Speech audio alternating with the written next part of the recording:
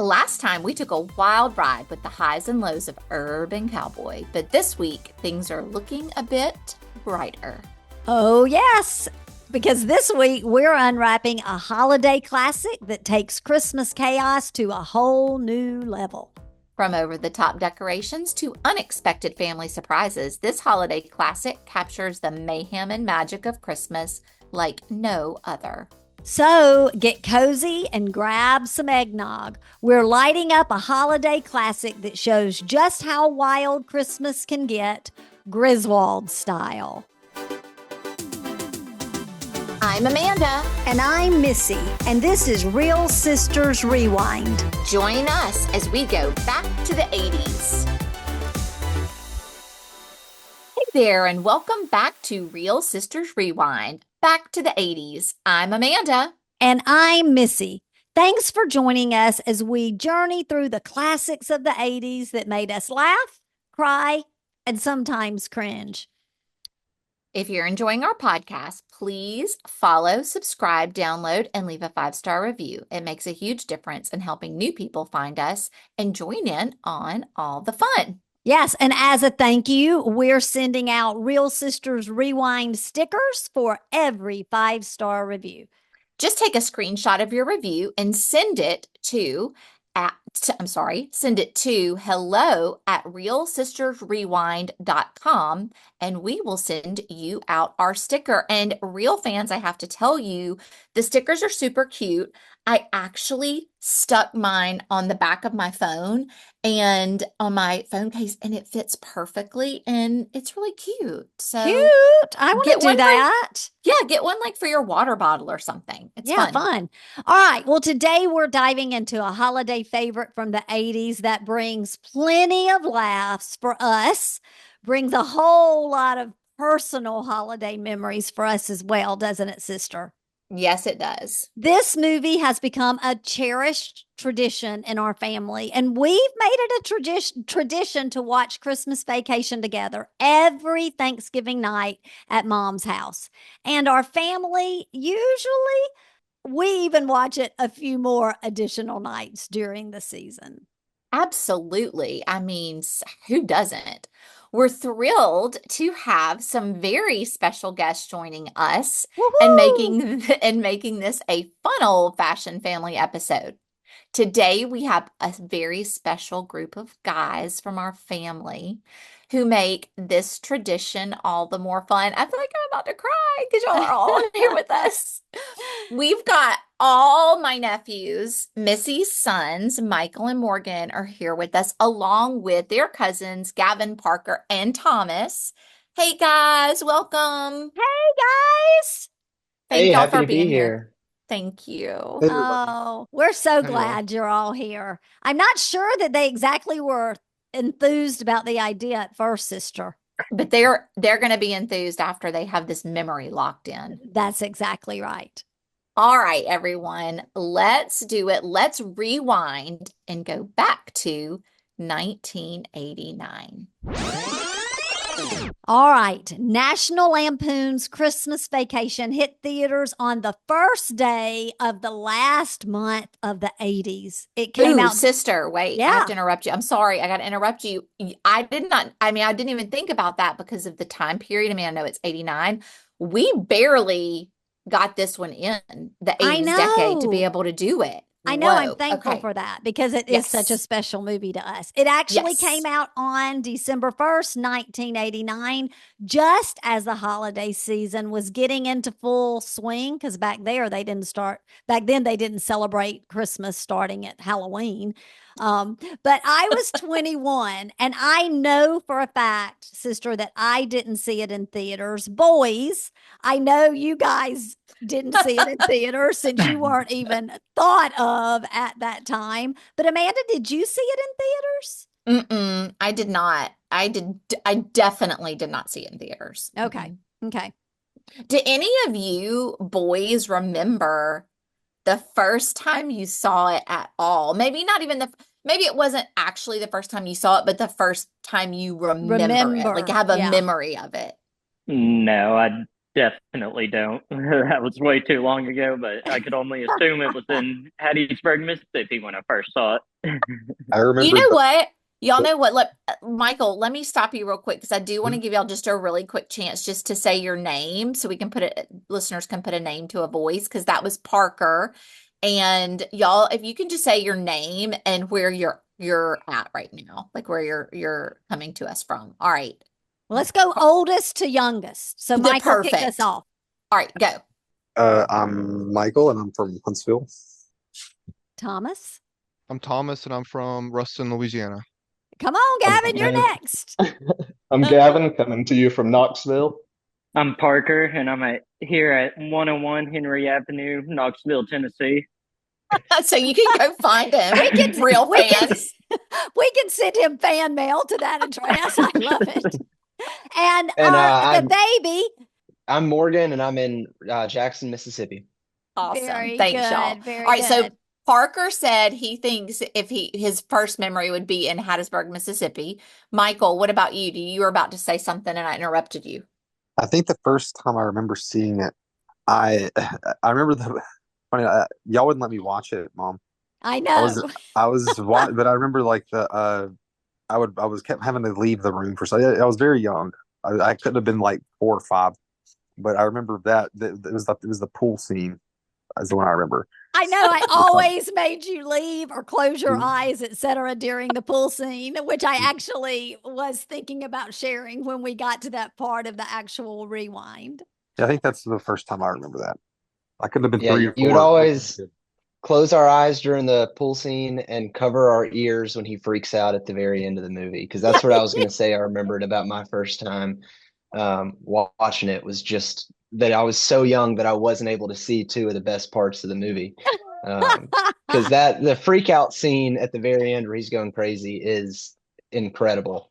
And I don't think I was till I was 14 or 15 years old, I got to really watch it all the way through. That's To So my funny. knowledge, that's parents the beware. Parents beware if you're showing this with young kids around. I'll say I this, was to my knowledge from some stuff I looked up, that's the first time in any movie anybody's ever strung together like insults and curse words like that. That's the first time. Oh, That's, interesting. Interesting. yeah, it's kind of it inspired a lot of like comedy later in like the early 2000s. I Okay. definitely don't remember like the first time I saw it, y'all, but I feel like it's something that was just like always on at Christmas. Like I don't know that it just was always there. Yeah, kind of like that Christmas story that plays Hmm. all along. What about Gavin and Thomas? Do either one of you guys have a memory of seeing it your first time or a memory from seeing it the first time? Yeah, I was just about to say I don't think I remember the first time I saw it, but I do remember one of the first times I saw it, Missy not being sure if I was old enough to see it. It's Missy. Well, So Amanda, it must have not been too long before that, and I do recall some times when I had to cover my eyes and or my ears or yeah, or depending both, on which right? part of the movie it was. I'm worried about my parenting skills because I always let my girls and the boys and everybody watch it from the get-go, and I did not think about like censoring any of it. Oh my gosh, I did. I did. All right, what about you, Thomas? I guess you're going to say I stifled your enjoyment of it as well. That's exactly what I'm gonna say. Um, no, I think I have the same memory as Michael, where I remember it was West Monroe, and it was I guess now I know that there was two versions of the VHS or something maybe. But Yes. we watched a certain version of it, and there was that one part where we had to leave the room. I didn't really know why, and uh, yeah, now I know. So Now you know because you're now I know. plenty old enough to know now. Hysterical. Okay, well, before we get into the movie, boys, we always talk about what was going in the world during this time when the movie was released to kind of set the stage for our real fans. Um, and so for some context, like we said, it was 1989. It was a big year, I guess, just like every year in the 80s, it seems. I feel like every year, Missy, we're like, it was a big It year. was a big Um, year. and this really is big. Y'all get excited because I have been talking about this on our podcast. We're now on our 11th episode. Every episode, I feel like this comes up almost every episode. Yep. Just a few weeks before Christmas Vacation came out, the Berlin Wall finally fell before that 80s decade was over. It was almost just like it was planned perfectly. The Berlin Wall came down, and that marked the end of the Cold War. And it actually came down in November, on November 9th. And this was a really big change for the world. And I don't know how much I learned about the Berlin Wall falling, but it was a really big deal. Families were reunited that had been separated. And it was big major. news. It really was. Well, right around this time that the comedy was being released, there was a dark story that was brewing in the headlines. Police were working on a notorious crime that had been committed earlier that year in California. And actually, it's still one we're talking about today. So let's see if you guys can figure it out, because I know you know, and Amanda and I love some true crime drama. So here are the clues about what was happening in 89. There were a couple of brothers that were going to spend their first holiday without their parents. And it was their last holiday behind bars, and they're trying right now to be set free. There are a lot of documentaries out there right now about them. Any guesses, guys? Sister, their last holiday, not behind bars. No, Okay, thank you. I have no idea. Really? I'm have no idea. shocked. Okay, Really? good. Menendez Now I don't feel as dumb. Yes. Yes, the Menendez brothers. So they were this wealthy family out in California, and they murdered their parents, Jose and Kitty Menendez. And they were just before being arrested for the crime. So it was major news. And the thing about it is it's still news today. Yeah. That's because their parents let them watch the uncensored version of Christmas Vacation too early. Could be. Oh my gosh. Y'all should check out the documentary, boys. It's a very interesting story. Yeah. Okay. Anyway, since it's the holiday season, let's talk about what the kiddos were asking for from Santa.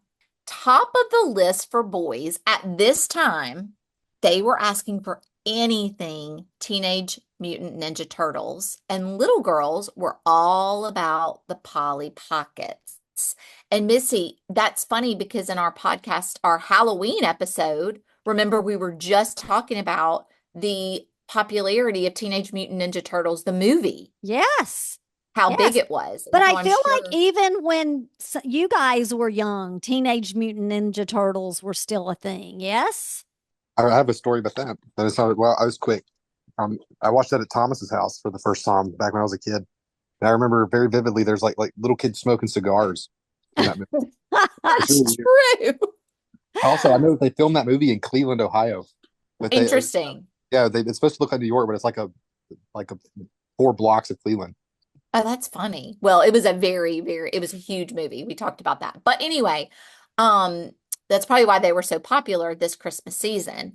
And as far as technology gifts go, because technology was starting to really make a way, young and old alike were hoping for Game Boy and Nintendo consoles. And I was definitely one of those people that was wanting the Nintendo. And I probably wanted a Game Boy. I think I already had a Nintendo. So let me ask you guys this. Give us some intel on this Christmas. Are there any technology type gifts that you know that are like must-haves for people? No? Morgan, you're kind of making a face. Wasn't there one last year, though, Morgan, that you wanted? Like a Nintendo Duo or Pair, or what was it called?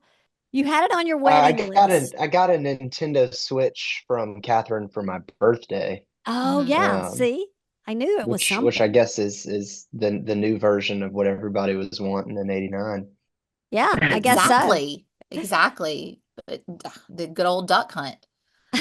There was a new show that was about to launch on TV that would start a brand new trend in television on December 17th. America Meets the Simpsons. Episode 1 was actually a Christmas episode, and it was Simpsons roasting on an open fire, where Homer was forced to become a department store Santa because Marge had spent the family's Christmas savings having Bart's tattoo removed. Now, I would love to know if you guys are Simpsons fans or any of that like genre, but I'll just say this. 772 episodes later of The Simpsons, I've still never watched it. Have y'all? Or No, y'all? I've never really, I don't think I've ever seen an episode of the actual TV show. Family Guy's I better. remember we had a DVD copy of the movie. And Yeah, I'd we watched did. the movie a little bit. The only thing I know about The Simpsons is they have an uncanny way of predicting the future. Like there's all this stuff that's happened in The Simpsons throughout the years. Like I think they showed Donald Trump as president in like the early 2000s, Yep. and all this Really? stuff that they've just thrown in has come. Wow, Yeah, I had not heard that. you can go down like a whole rabbit hole of things. That's true, Morgan. I totally forgot about that. And there are multiple things that are kind of like that have come true from The Simpsons. Well, anybody else? We definitely watched The Simpsons. And when we were at lunch, during lunch, when I was in elementary school, we would always like say lines from The Simpsons. And Bart was on this Butterfinger commercial that he used to do during that time. And he would always say his phrase, he would always say was contraire, mon frere. And so like we would always say that. And we thought it was so funny, especially if we had a Butterfinger. We would be like, contraire, mon frere. Can't have my Butterfinger or whatever. That is too funny. So That is too stupid. funny. No, I've always loved The Simpsons. It's a great show, but in the movie, it's by far the best out of all of The Simpsons. Out of the 700, what'd you say, 772 episodes, Yes. the movie takes it all, no doubt. And I think Wait, our little brother Clyde has seen The Simpsons all episodes like 5 times. Really? Clyde's a huge Yeah. Simpson fan, huh? Oh, yeah. He's watched it on repeat for wait, a while. Parker, is it still out? Like, do they still have new episodes? I'm pretty sure. I Yeah, don't I know. think so. Okay, we got to check that out. That's interesting. They Because have a if whole it theme park. does, what, Michael? They have a whole theme park section at Universal. Oh, cool. Yeah. Okay, well, we got to check that out. Well, People magazine featured someone we've loved watching over the years, but especially in the 80s. Oh man, this guy was the heartthrob, Michael J. Fox.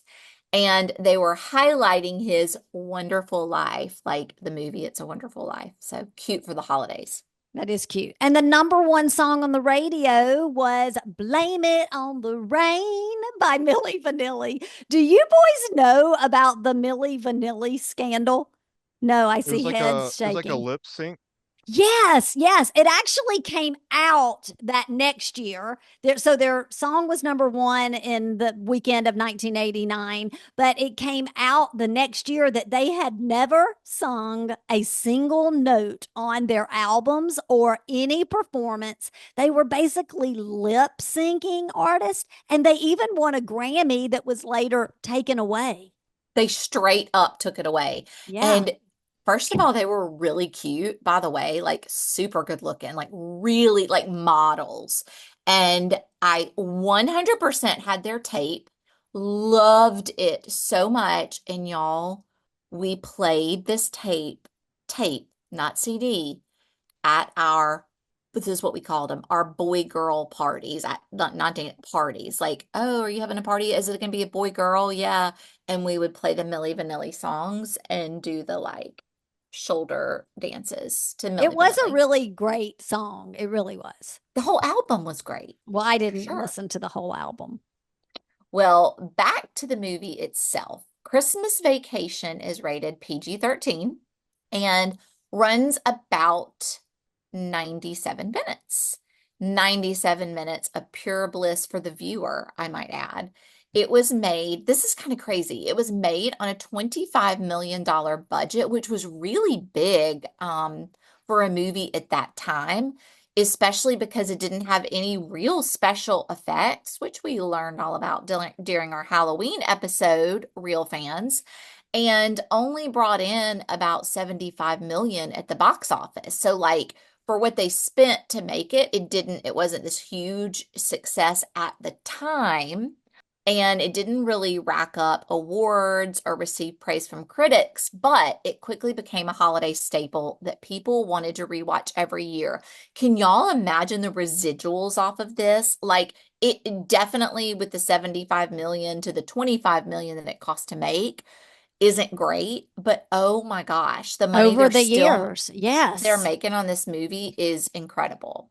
Well, as we know, Chevy Chase was Clark Griswold, and he really made the movie. Now, he was already a big deal at the time. He was on Saturday Night Live and had some really good movies out like Fletch, and he just nails Clark's over the top enthusiasm. Then we have Beverly D'Angelo as Ellen Griswold, and she's perfect as Clark's calm and supportive counterpart.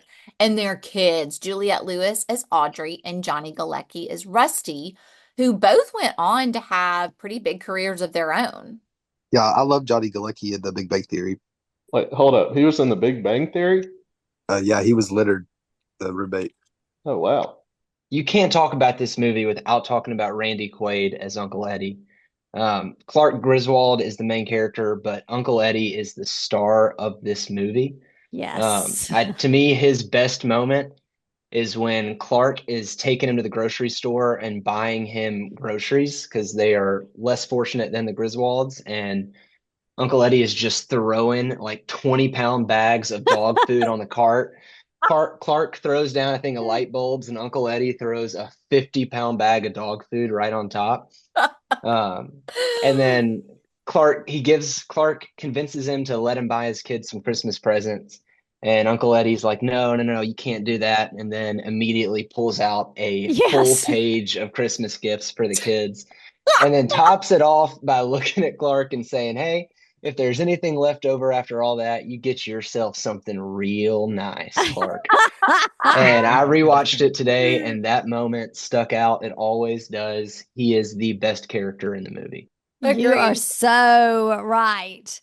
Oh, I 100% agree with you, Morgan. He's my favorite character in the whole movie. He just plays the part perfectly. I mean, every one-liner that he spits out, you can't beat it. It cracks me up every time.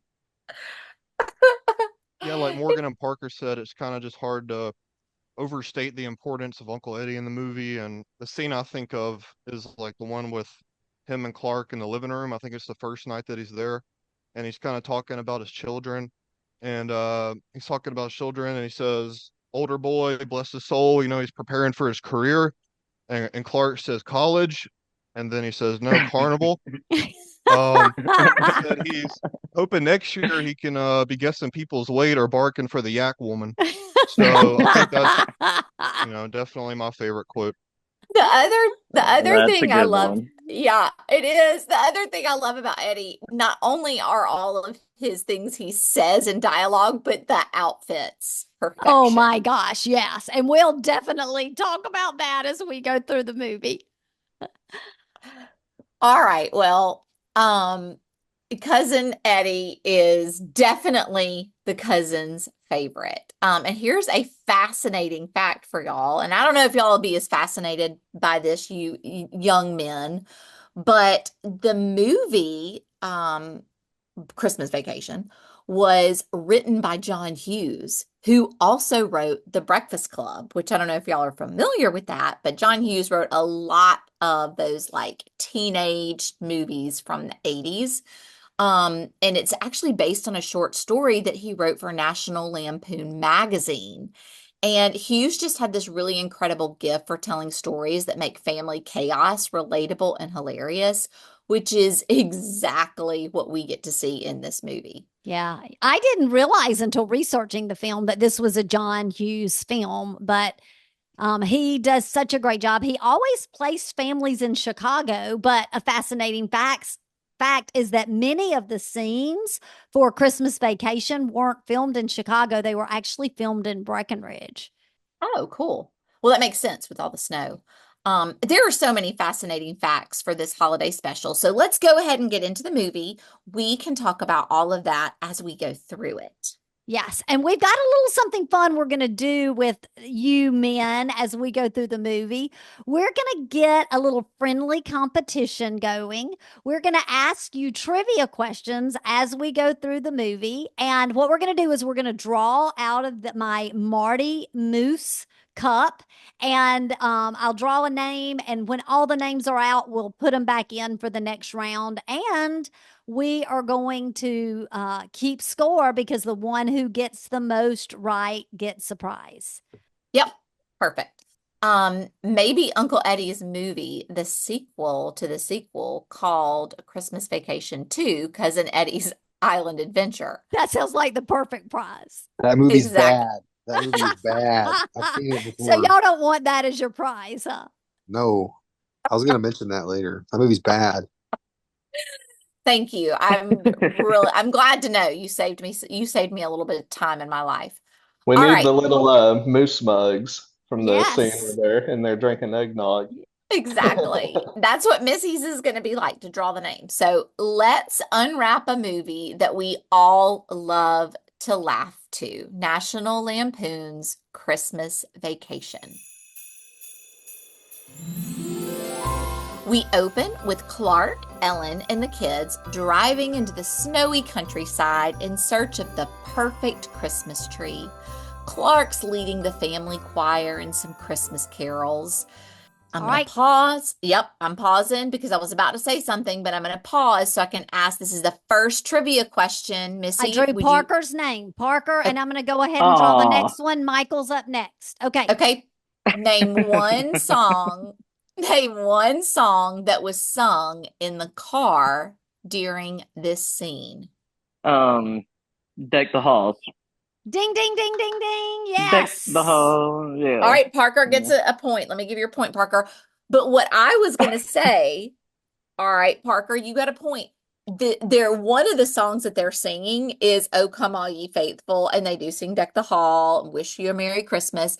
But this is one of my favorite. I mean, I'm going to say this so many times. I love the scene so much because I love how Beverly D'Angelo, when she's singing "Oh Come All Ye Faithful," it's like she's singing in the Mormon Tabernacle Choir. She's like, "Oh God," and she's like so into it and so serious. It's like she's so holy, and it just makes me laugh so hard every time.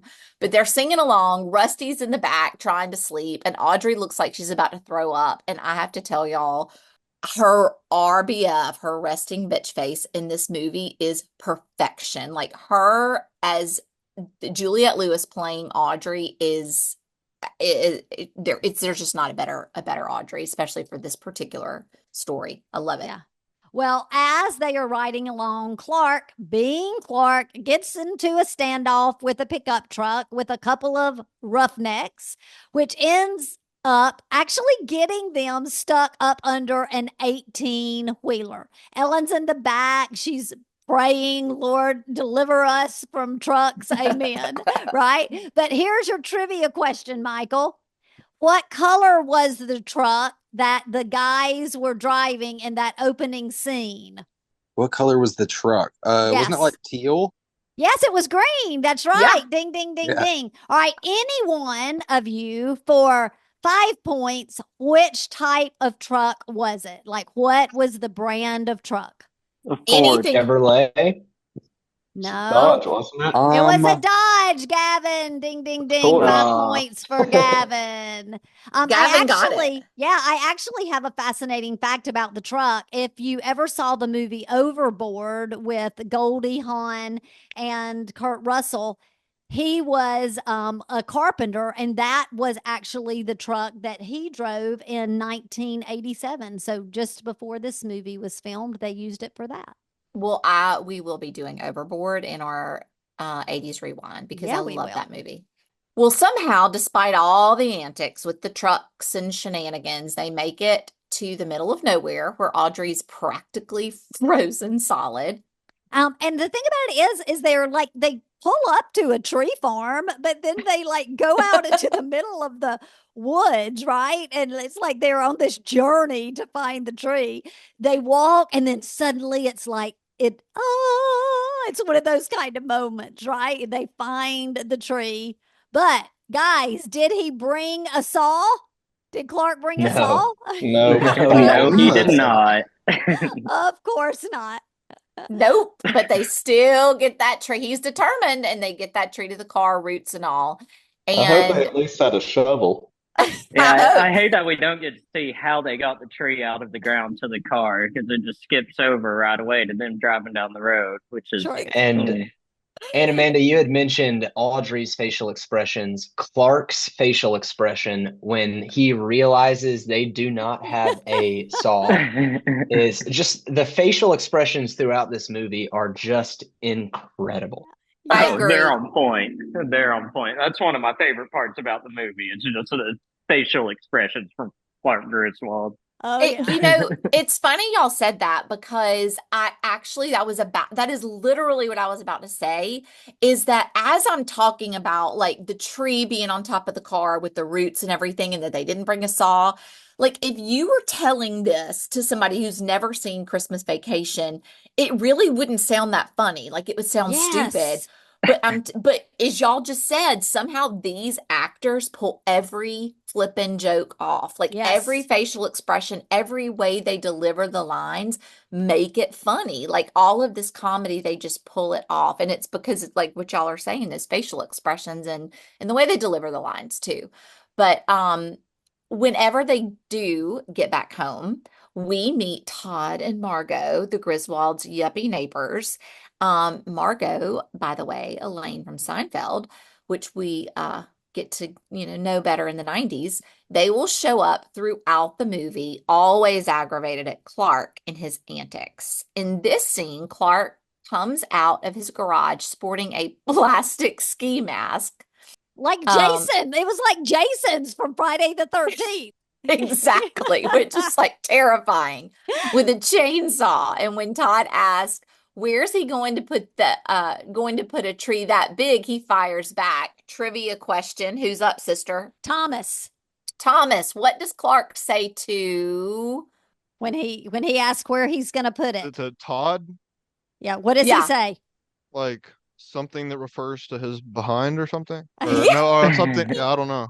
Yes, that's it. I'm giving you the point. He says, bend over and I'll show you. Yep. Everybody's got a point so far.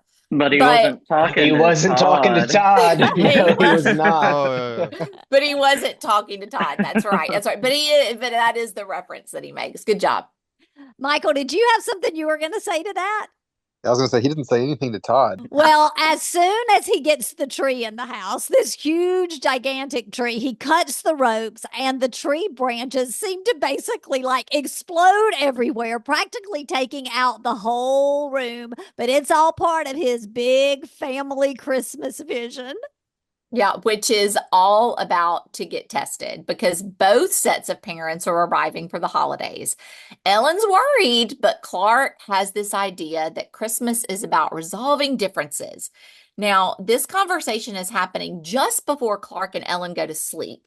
Now, here's another trivia question for you. It must be Morgan. What kind of magazine was Clark reading? It's a tough one, Mo. Morgan gets a hard one. That is a ridiculous question with what we've just got asked. I could have quoted the whole scene you asked Thomas. I mean, this is just a straight. His hand, the tree sap sticking to everything. People magazine. Yes. Ding, ding, ding, ding, ding. Gavin will be up next. But I have to ask you guys here. I want to just kind of stop because, Ellen's worried about everybody coming in for the holidays. And Clark's like, it's going to be great. And it kind of reminds me a little bit of Lottie and Papa. Like, imagine the stress, like before everyone's coming in, like she's like, we've got to inflate all the mattresses and everything's just got to be perfect. And there's a little stress. And Papa's just like, oh, it's all going to be good and fine. Do y'all sometimes feel like our Thanksgivings are a little crazy when we get together for the holidays? They definitely are, but I think we are all a lot easier to live with and be with for a week than just about anybody in this movie. Yeah, you're right. And Ellen actually warns him, right? Because he's so calm, cool, and collected. She's like, it's not going to be this perfection that you think it's going to be. She tells him, you always set the bar too high. But he's convinced that this is the year he's going to make it all happen. And Missy, Well, she even rattles off the list of all the times, like when he is over, anticipated how perfect things are going to be, and then he's very disappointed. Yes, you're right. Makes me laugh. Somebody was going to Well, say something. oh well, I was yeah. just gonna say, I think that's the difference between our family and the movie is Lottie always does a great job of making everything perfect. There's no question there. It always turns out perfect instead of this debacle that. You're right. That is a big difference, Parker. Yeah. Well, when we jump to Clark's work, where he is where his coworker Bill congratulates him on being in the running for, this is hysterical, food additive designer of the year, which is so funny. Like thinking about now, people are like, ooh, food additives, but he's food additive designer of the year.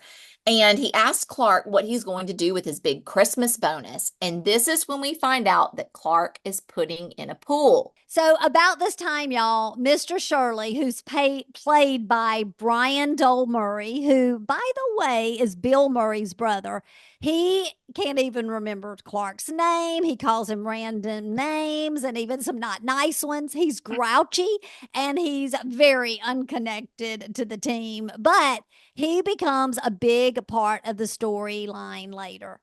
Okay. And then comes one of the funniest scenes of the movie. I said I was going to say that a lot, and I do feel it again with this one. The department store scene where Clark Oh is my chatting gosh. up the beautiful saleswoman while trying to buy lingerie. And this entire scene is full of hysterical and completely inappropriate puns. He absolutely cannot get his words out to the sales lady. He is just like falling all over himself. And when she pulls up her skirt to show the panty she is selling, I'm rolling because again, this is a moment where this is so ridiculous and silly, but it feels so real and hysterical. All right, Mo, what are you going to say about that? To me, the best part of that scene is that Rusty is in the mall. Rusty was cutting school and at the mall. And, usually you see your dad in that situation, you're the one that's getting caught. You're the one that's in trouble. But in this situation, he catches his dad and he's completely scot-free from whatever he's. Absolutely. Well, then we see the little advent calendar that comes up with the little Christmas chime music, and they're letting us know that it's December 14th, right? And so, do any of my boys, do you guys remember our advent calendar that we used growing up? Michael, do you remember the advent calendar? Like the one with the little reindeer on the Yeah. door, Yeah, the one with the reindeer. Yeah. Mo, do you remember it? an advent calendar. Oh, I do remember that. I still have it with me. It's in our box of Christmas decorations, and it was hanging in our apartment for Christmas season last year. Love it. That is one of my favorite Christmas decorations we've ever had. Oh, You got the calendar. Why does he get the calendar? I don't know. We'll settle that another time. That's so sweet. We have a little Santa one that we use. I think we Yeah. should settle it now. Who Do gets the you? calendar? Well, if No. only we had time. If only we had time. Maybe, yeah. Maybe when we're all together. All right. So back at home, the family arrives, both sets of grandparents, and the doors open and you can feel the stress rising. And that they're saying these hilarious comments to each other. One of them's talking about, oh, check out this mole. And I mean, it's just I've got hemorrhoids. That's what the Yes. grandmother says. I've got hemorrhoids. It's hysterical. But Clark takes Rusty out to begin checking every bulb on the strand of the knotted ball of Christmas lights. Trivia question. Who's up, Missy? Thomas. All right, Thomas. Clark mentions that he is going to be putting up how many lights in his display of lights this year? You can phone a friend, Thomas. Is there a friend on Is it- Zoom? Is it like over 20,000? Yes, it Yes. is. Good. Ding, I'm ding. Okay. giving We'll you give it points. 25,000, Thomas. Very good. Okay. 25,000 Christmas lights. Good. Woohoo. And Awesome. look, because of that, Russ tells him, like, Dad, I think you're overdoing it. But of course, y'all know Clark. He insists that it's going to be fine. And while they're outside doing that, inside, Ellen and Audrey are both completely stressed out, right? Like Ellen's so stressed, she's taken up smoking again. And Audrey's freaking out about having to share a room with her brother. And her boyfriend called, and the grandparents told the boyfriend something terribly embarrassing. And so Morgan, what is the trivia? What did the grandparents tell Audrey's boyfriend that she was doing? She was in the bathroom. Ah, that would be horrifying at that age for someone to tell your boyfriend or girlfriend that. And a bonus trivia question for Gavin. Do you know what heavy metal group is on the wall of Audrey's room? You could probably take a That's guess another tough from the one. 80s. It is a tough one.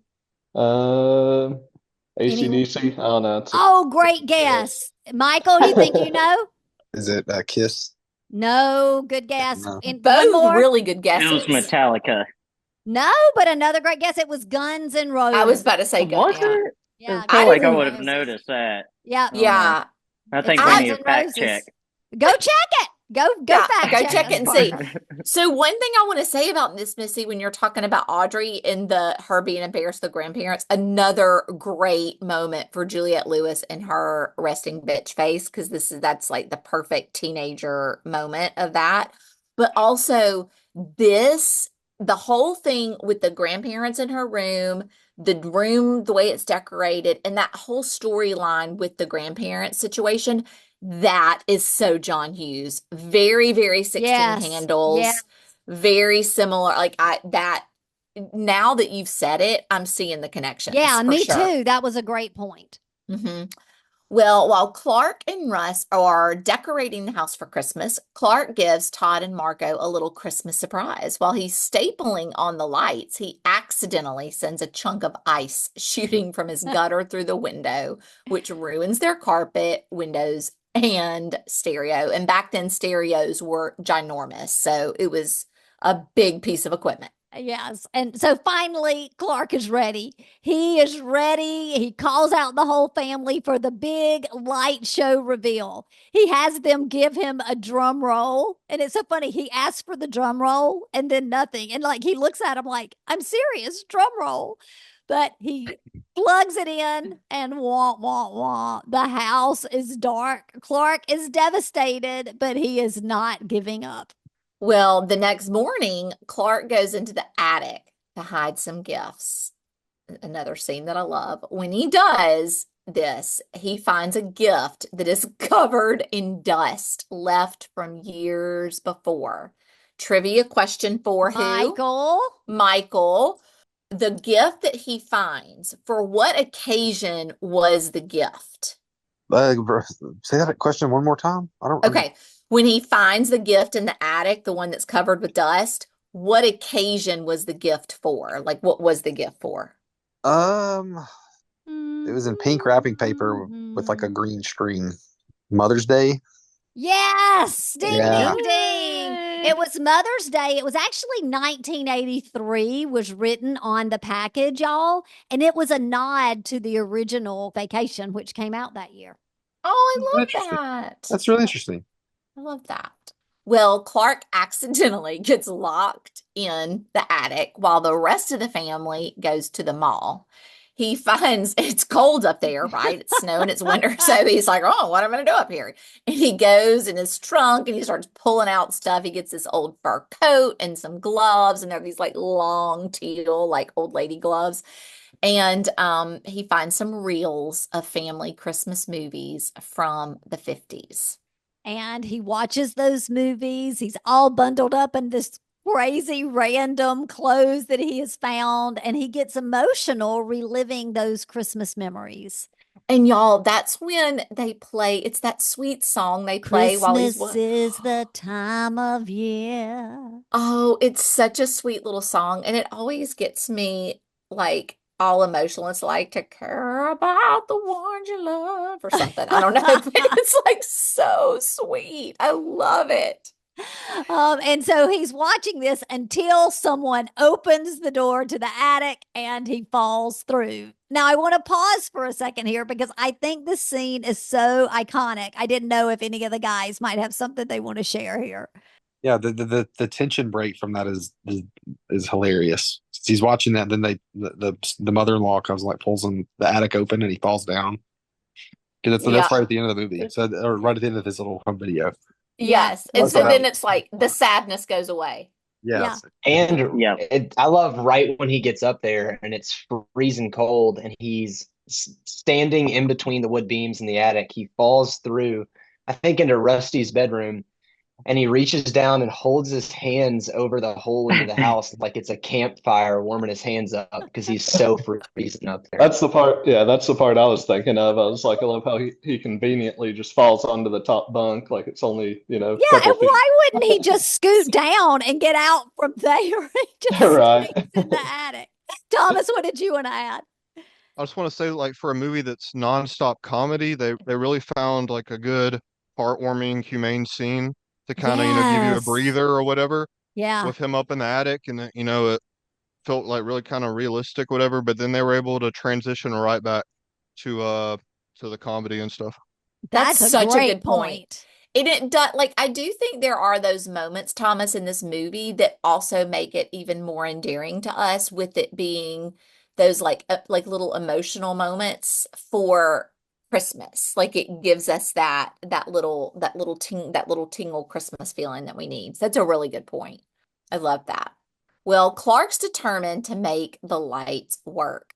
Finally, after working on them all day and some flipping of switches in the basement, they light up to the Hallelujah chorus, and the whole house shines so bright it blinds Todd and Margot, and they are aggravated again. I think they like spill their dinner and the wine on the white carpet. They were having that romantic dinner. Yes. Yeah. Well, the family's all out on the lawn. They're admiring the display, and Clark is walking down the line, hugging and saying something sweet to each one. And so we've got a trivial question. I'm pulling it. It is Gavin again because they all just went back in. Gavin, I think this is an easier one. As he was walking down the line, who says the little lights aren't twinkling, Clark? That's his father-in-law, isn't it? Yes, it is. Ellen's dad, Art. But anyway, all of a sudden, as he's walking down that line, he's telling all these sweet things to the family members. He realizes he's talking to Cousin Eddie, who you guys have already really talked about. And he is rolled up in his beat-up RV. And although they casually go into the house and have some eggnog, here's a trivial question, boys. Who's up, Missy? Morgan. Clark and Cousin Eddie were drinking their Christmas cheer out of souvenir glasses in the shape of what amusement park mascot? I don't know the name of the actual mascot. Well, what's the you're right. Marty Moose. Marty Moose. Yes. Marty Moose. Which that would have been the mascot for the amusement park they went to in the original Vacation, wasn't it? Yes, exactly. It's like they were souvenir cups, is what it was. Yeah, exactly. And from this moment on, Cousin Eddie's visit takes the chaos in the movie to a whole new level. One of my favorite lines of the movie is in the scene. It's when Clark asks Eddie about the RV, and we're going to have this be a trivial question, and we've got it for Michael. I just drew your name. Eddie says, when Clark asks about the RV, don't get too used to it because we're taking it with us when we leave here. When, Michael Washam? Next month. Next month. Which, by the way, that's a tough one. It is. It takes us back to the old Advent calendar, which now shows that it's December 18th. But I just have to say, isn't that way too long for a holiday guest? I mean, the first guest arrived on the 14th. That's 10 days before Christmas. And now you've got Cousin Eddie and the kids, and it's December 18th. That's just way too long. way too long if they're staying from the 18th the whole another month. Oh, Too long. Oh yeah, Depends on who it is. That's a good point. That's a good point, Parker. All right. So meanwhile, back at work, Clark delivers Mr. Shirley's Christmas gift. Now, here's the funny thing. All of those gifts, if you notice, the gifts on the table are all shaped exactly the same. So when fans are asked, fans of this film, they all overwhelmingly think that inside all the gifts, if you have to guess what it is, they all think that it is a desk organizers for pens and a post-it note page. You know what? That's not something I noticed the first time I watched it, but it is all the gifts are exactly the same, just wrapped differently. And last time I watched it, I was like, I wonder what they are. And that's exactly what I guessed. Oh, that's funny. I've never noticed, but I will be watching this. That I will be watching for it next time. Okay. But it's while Clark is in his office, he's looking at the pool brochure, and we get the sense that he's starting to really feel worried about his bonus that has not arrived yet. And then we come to what is my least favorite part of the movie. And probably it's because it's the closest thing to an action scene the movie has. But anyway, it's when Clark and Eddie take the family sledding. And, Clark coats his sled with this silicone paste kitchen lubricant. It's supposed to be like 500 times more slippery than cooking oil. And after lifting his hood and saying cowabunga, dude, which I think shout out to the Ninja Turtles. That's what I was going to say. I think it's like a shout out to the Ninja Turtles. He takes off like a rocket, landing miles away in a parking lot. And I don't love it. But trivia for Thomas, why can't poor Eddie join in the sledding fun? He has he got something installed in him medically, and some kind of thing in his brain or something. Yes, or his head. Plastic plate in his head. Yeah. A piece of government plastic. Yeah. Yeah, a piece of government plastic. Not just any plastic, government plastic. So you know that. Y'all know this so well. I love it. Because he used to have a metal one, but every time the microwave went off, he'd pee himself and forget who he was for 20 minutes. That happens to Gavin without a metal plate in his head. Oh my gosh, y'all. Parker! Be sweet. Be sweet. All right, now it's December 21st. And in my opinion, it's still too early to have holiday guests if they're staying through Christmas Day. I'm just going to say it again. Yeah, it's a lot. Well, Clark is still stressing about his bonus check, rightfully so, that he has not gotten. And it seems as if that night he can't sleep. He's just so worried. So we see him staring out the window, imagining what it'll be like when the pool is complete. And this is the scene, yes, boys, ma'am. Yes, ma'am. that Aunt Missy takes, we talked about, this is what takes us from being a PG rated movie to a PG-13 rated movie. As the girl from the department store shows up on the diving board in her red swimsuit and decides to go skinny dipping. And that is when I made the boys cover their eyes, or we fast forwarded through the movie. Hysterical. But Clark always has these scenes in the vacation movies, like where there's like the beautiful woman in the car beside him or whatever. And what I love about it is, like, even though he has these scenes with these beautiful dream like women models, the wife could, even though she's not in the moment of the scene, you just know she could care less. Like, she just doesn't, she is just not bothered by it at all. I love that. Well, it's just about this time in Clark's daydream that he is brought back to reality, because here comes little Ruby Sue to interrupt his dream, worried that Santa ain't coming. Clark feels so bad for her. That's Ruby Sue's grammar, not my sister's. Clark feels so sad for her and realizes that Eddie's family could use a little help. Yeah. And the next morning, as the family's having their breakfast, Eddie is outside in his bathrobe having coffee. He's emptying the RV's septic tank into the storm sewer. And this is important later.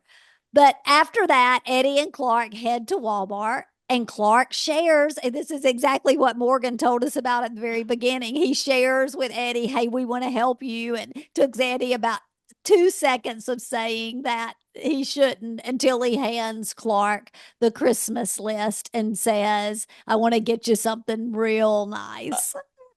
And it's finally Christmas Eve. Uncle Louie and Aunt Bethany arrive. It's not Lou. I just said Uncle Louie. It's Lewis, isn't it? Yeah, Uncle Uncle Louie. I don't know why I Lewis. said Louie. Uncle Lewis and Aunt Bethany arrive for Christmas Eve dinner. Oh man. And y'all, like everybody in this is so dang funny. Like the grandparents arrive and they're so funny. And now the cousins come and they're so funny. I mean, not cousins, the aunts and uncles come and they're so funny.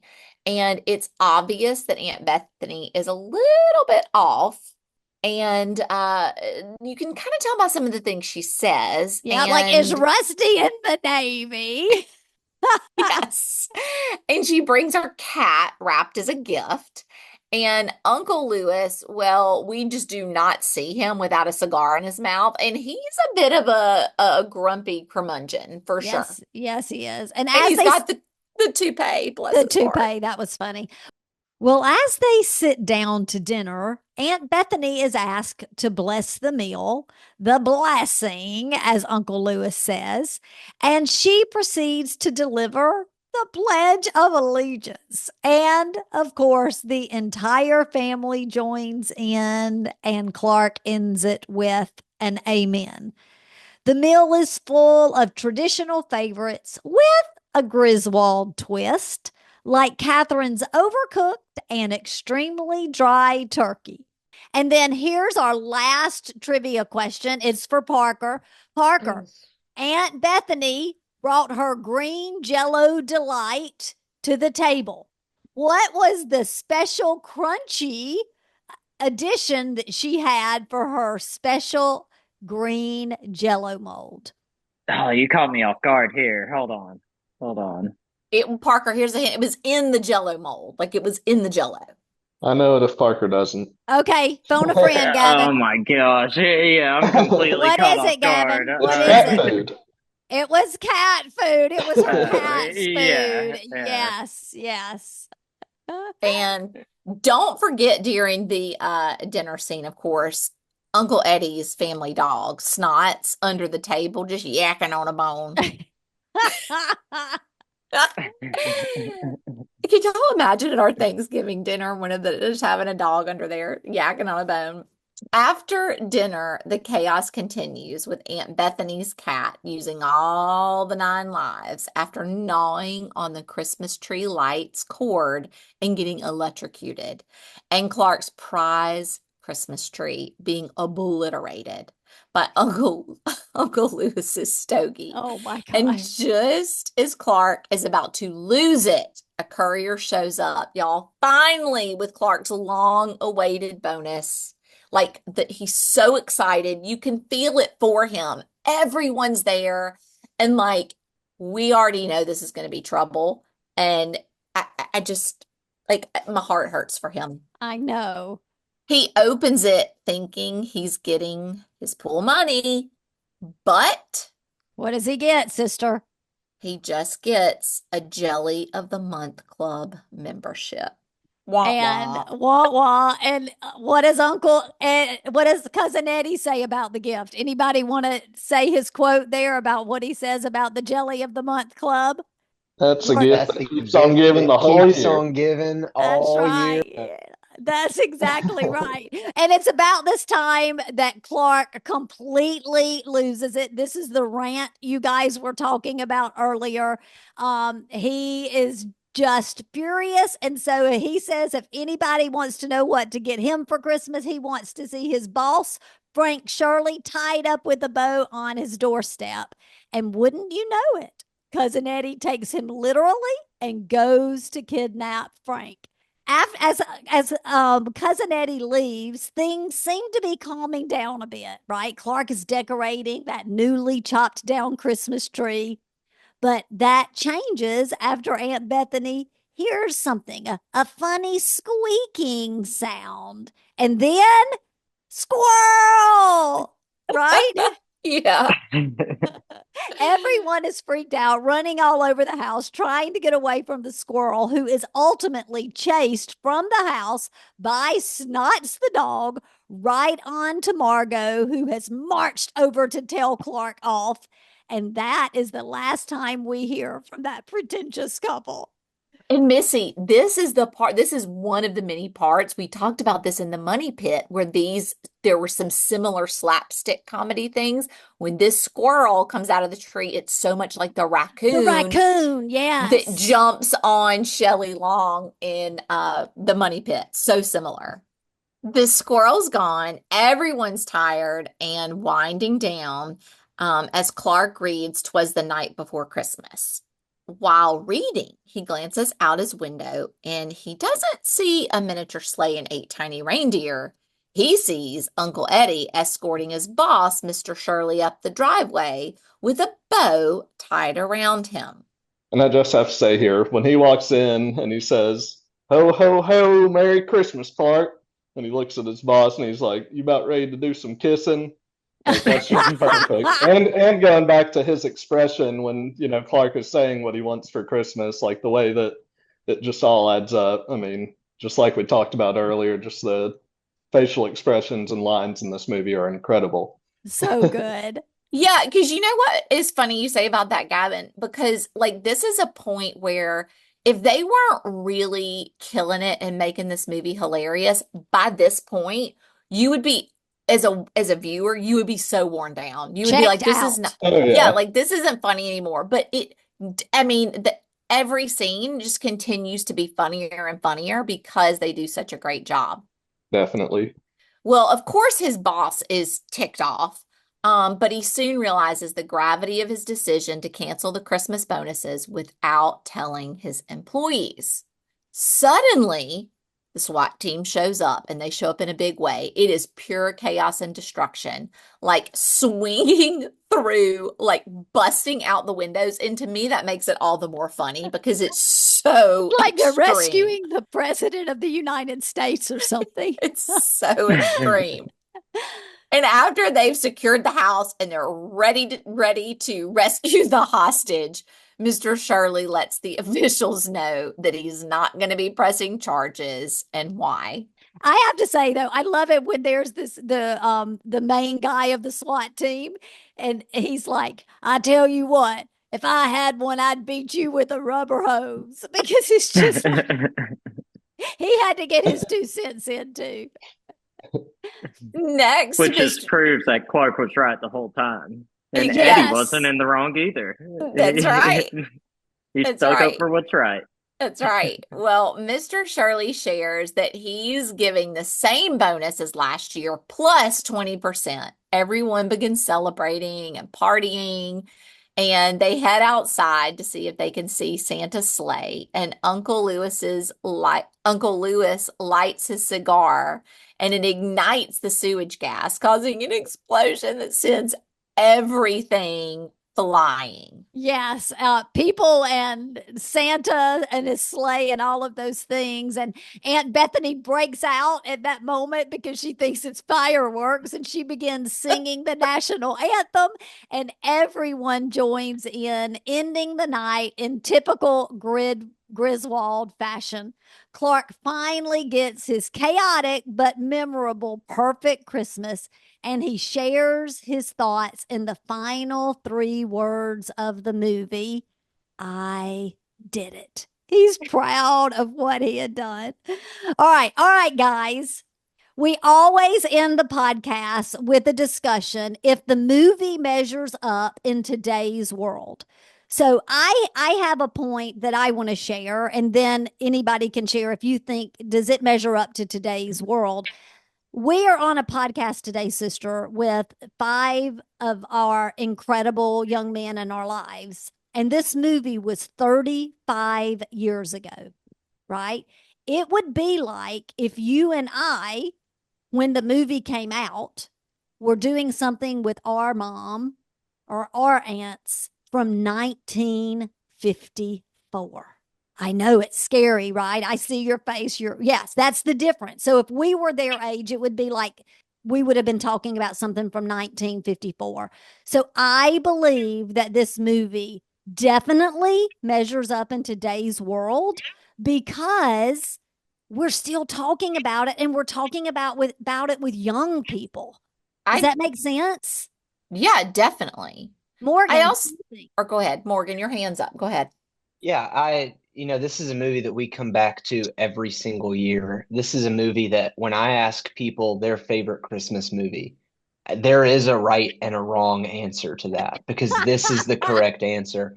And this is such a family tradition for us. My wife had never really seen this movie before we got together, and like she does enjoy it. She watched part of it with me today when we went back through it, but I don't know that she'll ever enjoy it quite to the level that I want her to enjoy it to, because it is so near and dear to us. But truly, they do not make comedies like this anymore. This is You're no right. holds barred. Like this is not just a Christmas movie with some comedy in it. This is a comedy movie that is set at Christmas. It is so well done. This movie will stand the test of time. It still holds up and it will continue to hold up. This is a masterfully done comedy. So good, Morgan. I have a quick question for you, Morgan. Will you make your kids leave the room and the scenes that I made you leave when you're a dad? I don't know, because I look back and watch it now, and like they throw with PG-13 movies, you get one F-bomb. They throw one F-bomb in when Clark is having his rampage at the end of the movie, and the pool scene, they cut it off before, like just below her shoulders when they pull out. So honestly, I watch those scenes and I'm like, I am surprised at how long you all kept me from being able to see them. I'm sorry. But I'm sure those opinions change when you actually have children. So I don't think right. I can stay that. That's Well, right. the correct answer is that depends on what your wife says. Yeah, Gavin. Good. Oh, look at that, Mo. You're getting wedding advice for your cousin who's not married yet. I love it. Thomas, That you was put good. your hand up. I was just gonna say, absolutely. I think it holds up because how many like good Christmas movies can you think of that have come out within the last 20 odd years? The only one I can really think of is like Deck the Halls that we like consistently watch. Oh which, yeah, I love that one too. And that one takes a lot of influence from this movie, in my opinion, because it uses the Advent calendar to kind of switch between different scenes and stuff, and it even has a scene of him chopping down a Christmas tree with his family. So like you still see a lot of influence there. Very good point. Very good, Thomas. Any of you other boys want to add anything? I think it still holds up. I think it gets better every time I watch it. I notice new stuff that I've never seen, like on the like passes. Yeah. Like the stuff from his company that he's working on. Yeah, there's something in the paperwork on his desk where it talks about that spray that he uses on the seed you don't like, Mama. Oh yeah.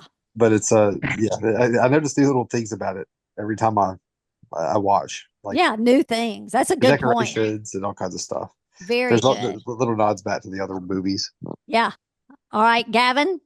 I think it definitely still holds up. I mean, shoot, I quote it all the time, even out of holiday season. Out of holiday, yes.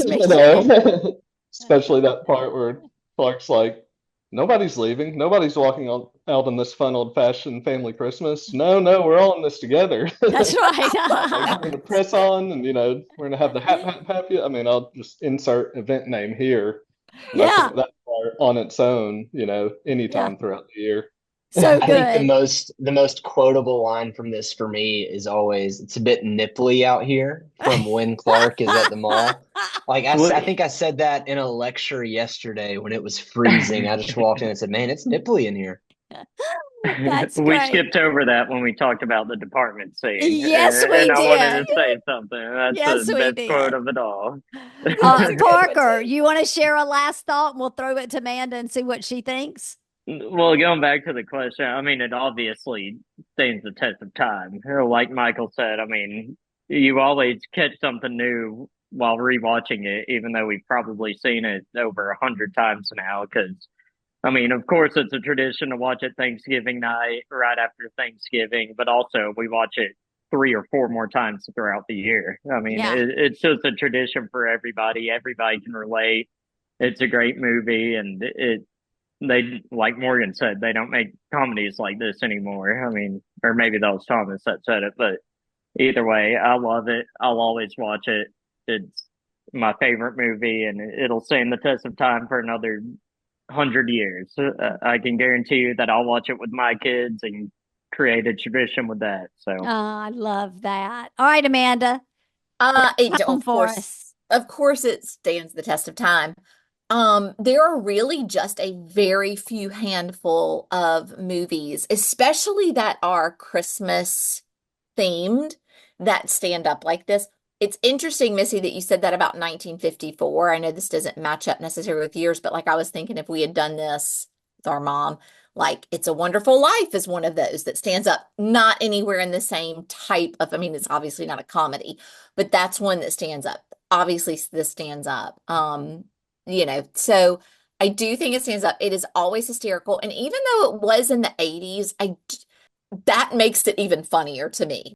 So if you've never seen the movie or watching Christmas Vacation isn't a family tradition, or maybe it's just been a while, we definitely recommend giving it a watch and making it a tradition for your family. It's the kind of movie that brings out the laughs and the holiday spirit, and a movie that brings families together. And who doesn't need a little bit of all of that?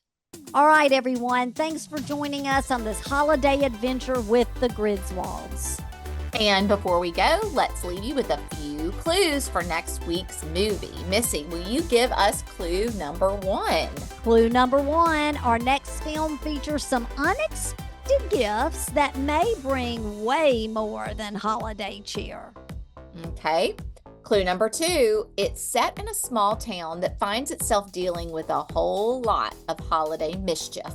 And clue number 3, things in this movie might look cute at first, even adorable, but let's just say appearances can be deceiving. Sister, those are tough clues. So I want to give a bonus clue real quick. Okay, give a bonus clue. It's Christmas. Yeah, the bonus clue is this movie really drives home the point that you have to follow the rules when you're given rules. Yes. You got to follow the rules. Yes. I think you know which movie we're talking about. Well, be sure to tune in next week to find out. And as always, thank you so much for listening. Thank you to our precious young men in our life, my 2 sons and our nephews. And if you're enjoying our podcast, please share, subscribe, and leave us a review. It helps us to reach more movie lovers. Yes, and don't forget, y'all, 5-star reviews get a Real Sisters Rewind sticker. Just take a screenshot of your review and email it to hello@realsistersrewind.com.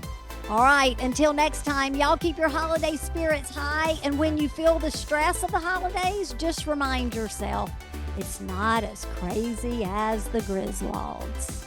Thank you, guys. Love y'all.